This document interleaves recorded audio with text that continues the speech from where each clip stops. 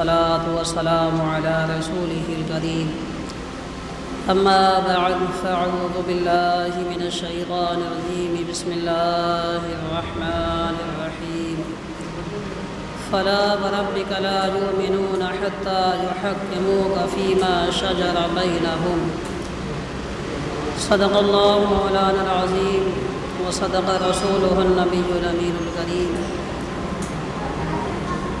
قال الله تبارك وتعالى في شان حبيبه الكريم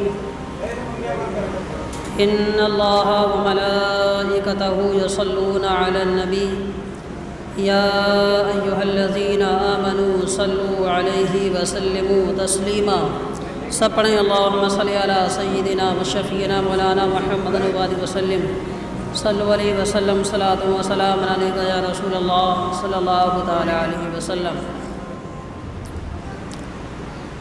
اللہ تبارک و تعالی نے تمام مخلوقات میں افضل و اعلیٰ جو بنایا وہ انسان کو بنایا، جسے اشرف المخلوقات کہا گیا ہے۔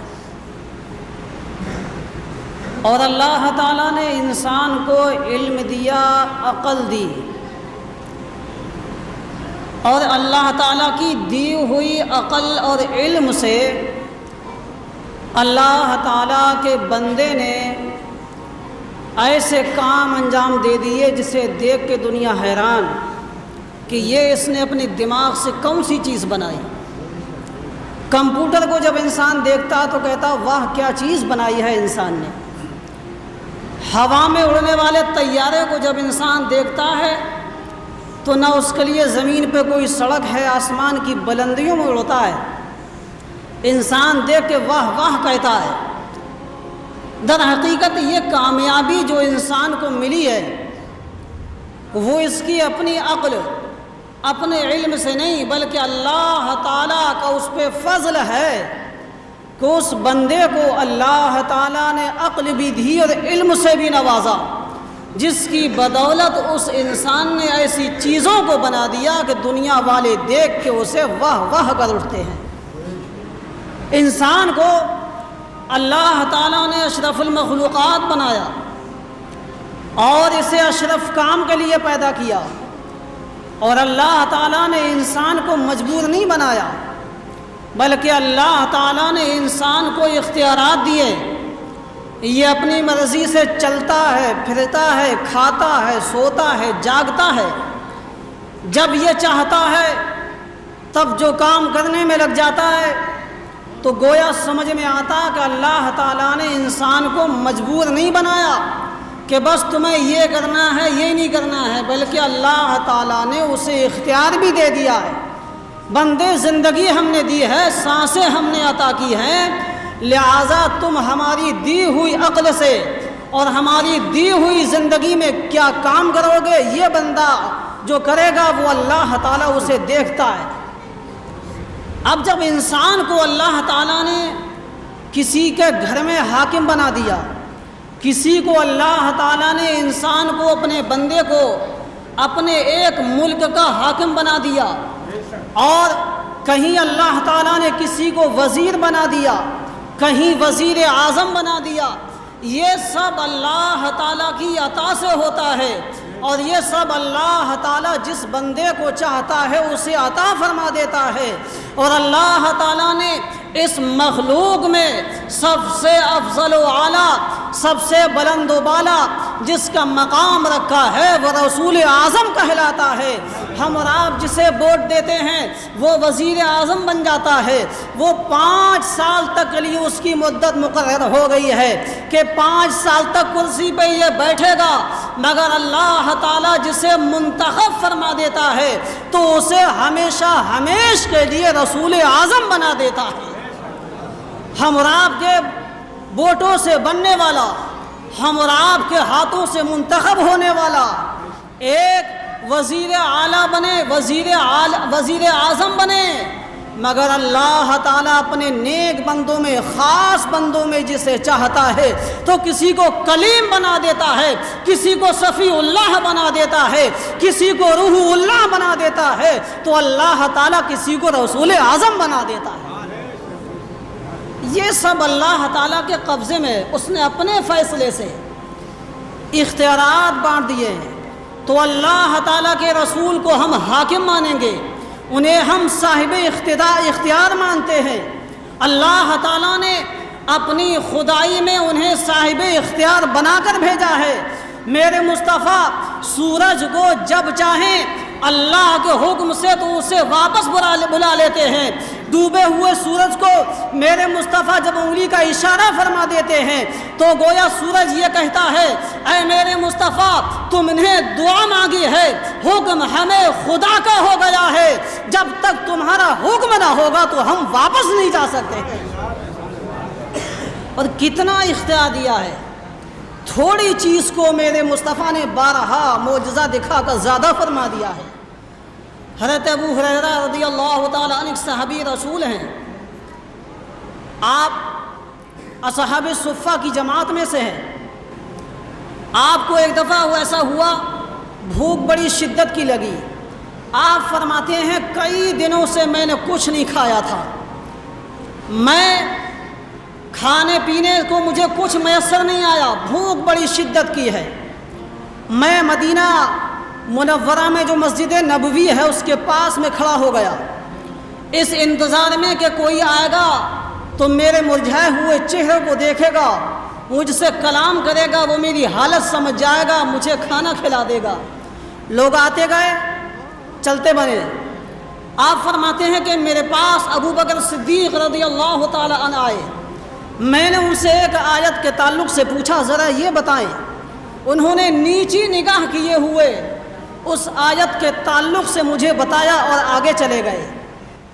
عمر فاروق اعظم آپ کے بعد تشریف لائے، میں نے ان سے کلام پاک کی ایک آیت پوچھی، انہوں نے بھی میرے چہرے کو نہ دیکھا، نیچے نیچے جواب دیا، وہ بھی آگے چلے گئے۔ اس کے بعد آپ فرماتے ہیں اب جو آنے والا ہے وہ اللہ کا رسول، جسے رسول اعظم کہا جاتا ہے، دکھیوں کے دکھ دور کرنے آیا ہے، منگتوں کو بادشاہ بنانے آیا ہے، بھوکوں کو کھانا کھلانے آیا ہے۔ آپ تشریف لاتے ہیں اور مجھے دیکھ کے مسکراتے ہیں۔ میں نے پوچھا یا رسول اللہ یہ آیت کریمہ کے تعلق سے بتائیں، آپ نے سارا مجھے بتایا اور فرمایا آؤ تم بھوکے ہو نا، تمہیں بھوک لگی ہے۔ میرا ابو ہریرہ نے زبان سے تو نہیں کہا، میرے مصطفیٰ نے اللہ کی دیے ہوئے غیب سے یہ جان لیا کہ ابو ہریرہ یہ سوال کر کے مجھ سے گویا یہ مجھے بتانا چاہتے ہیں یا رسول اللہ میں بھوکا ہوں، میں نے کھانا کئی دنوں سے نہیں کھایا ہے، مجھے کھانے کی حاجت ہے۔ میرے مصطفیٰ نے فرمایا آؤ میرے ساتھ آؤ۔ آپ فرماتے ہیں میں نبی کریم صلی اللہ علیہ وسلم کے پیچھے پیچھے چلا۔ آپ نے ازواج مطہرات سے فرمایا کیا کچھ کھانے کے لیے ہے؟ حضرت عائشہ صدیقہ رضی اللہ تعالی عنہا نے فرمایا، عرض کیا یا رسول اللہ ایک پیالہ دودھ ہے آپ کے لیے، ایک صاحب نے پیش کیا ہے۔ آپ نے فرمایا لا وہ دودھ کا پیالہ مجھے دو۔ ابو ہریرہ کو ساتھ لیا، مسجد نبوی میں تشریف لے گئے اور فرمایا ابو ہریرہ جاؤ اصحاب صفہ وہاں جمع ہیں، انہیں بھی بلا لاؤ۔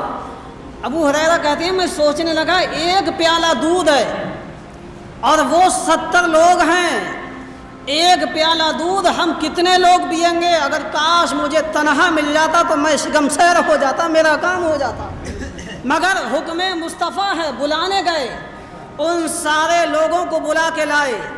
آقا کریم صلی اللہ علیہ وسلم فرمایا ابو ہریرہ لو داہنی جانب سے پلاتے جاؤ۔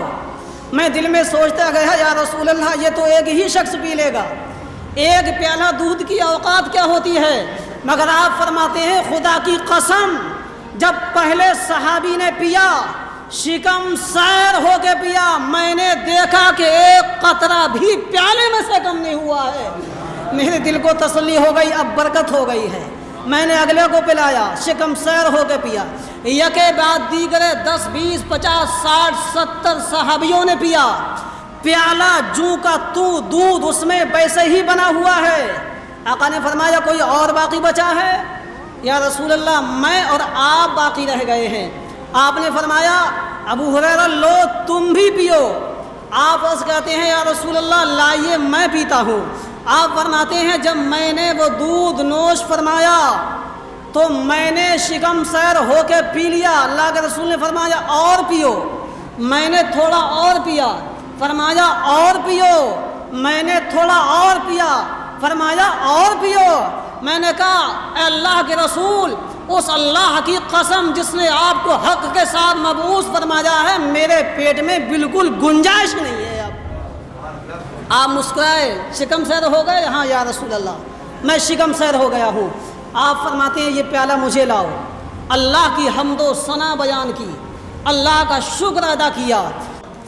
اب یہ دیکھیں اختیار مصطفیٰ، اللہ تعالیٰ اپنے حبیب کے طفیل تھوڑے سے دودھ میں اتنی برکت فرما دیتا ہے۔ وہ اللہ تعالیٰ گویا اپنے نبیوں کے ماننے والوں کو یہ دکھانا چاہتا ہے، دیکھو میرے مصطفیٰ کا دعا کرنا تھا، میں نے اتنی برکت ڈالی کہ تم نے 70 تو اصحاب صفہ ہیں اور 2 تم ہو، 72 لوگوں نے پیا ہے، پھر بھی وہ پیالہ دودھ کا ختم نہیں ہونے پایا ہے۔ یہ میرے مصطفیٰ کا اختیار ہے، سبحان اللہ۔ امام اہل سنت فرماتے ہیں کہ کیوں جناب ابو ہریرہ کیسا تھا وہ جام شیر جس 70 صاحبوں کا دودھ سے منہ پھر گیا۔ 70 صحابہ نے پی لیا، دودھ ختم ہونے میں نہیں آیا۔ یہ میرے مصطفیٰ کا کمال اختیار نہیں تو اور کیا ہے؟